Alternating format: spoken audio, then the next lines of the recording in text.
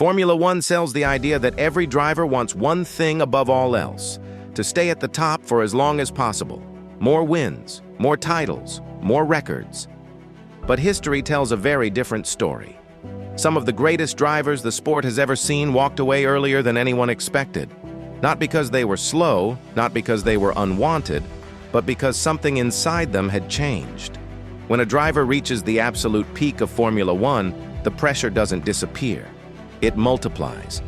Expectations grow heavier, mistakes become unforgivable, and motivation becomes harder to sustain. And for some legends, the cost of staying became higher than the reward. Take Nico Rosberg. In 2016, he achieved what many drivers chase for an entire lifetime: defeating Lewis Hamilton over a full season and becoming world champion. But instead of celebrating a long future at the top, Rosberg shocked the entire paddock by retiring just days after lifting the trophy. The reason wasn't fear of competition, it was mental exhaustion. Rosberg later admitted that winning the title required an almost obsessive level of sacrifice. He restructured his life, his routines, his mindset, all around a single goal. Once he achieved it, he recognized something important. Repeating that process would demand even more, and he wasn't willing to pay that price again. Alain Prost's story is different, but just as revealing. Prost didn't leave because he lacked motivation. He left because he no longer believed in the environment around him. By the time he retired in 1993, he had already secured 4 world championships. But years of political battles, internal conflicts, and psychological warfare inside teams had drained him. Prost was known as the Professor for his analytical approach. But even the most calculated mind has limits.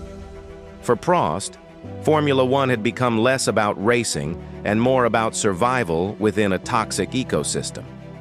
Walking away wasn't weakness, it was control.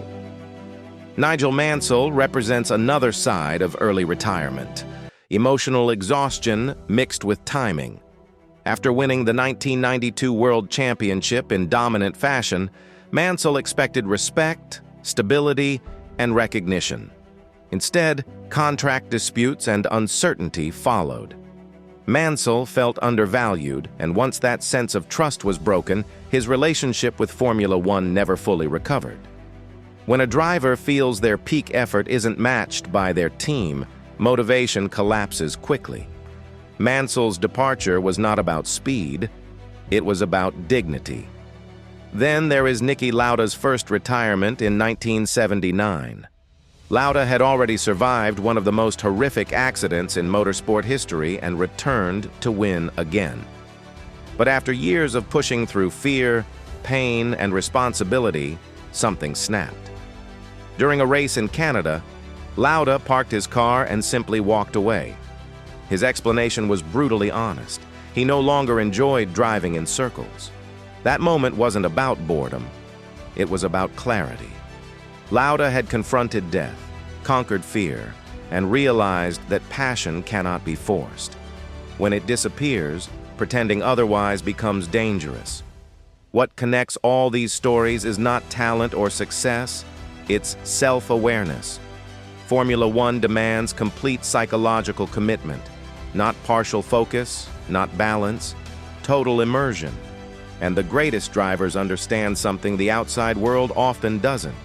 Knowing when to stop is as important as knowing how to win.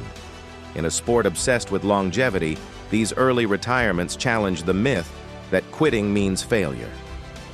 Sometimes, walking away is the final victory. It's choosing mental health over legacy, identity over expectation, and peace over pressure. Because Formula One doesn't just test how fast you are. It tests how long you can survive being perfect.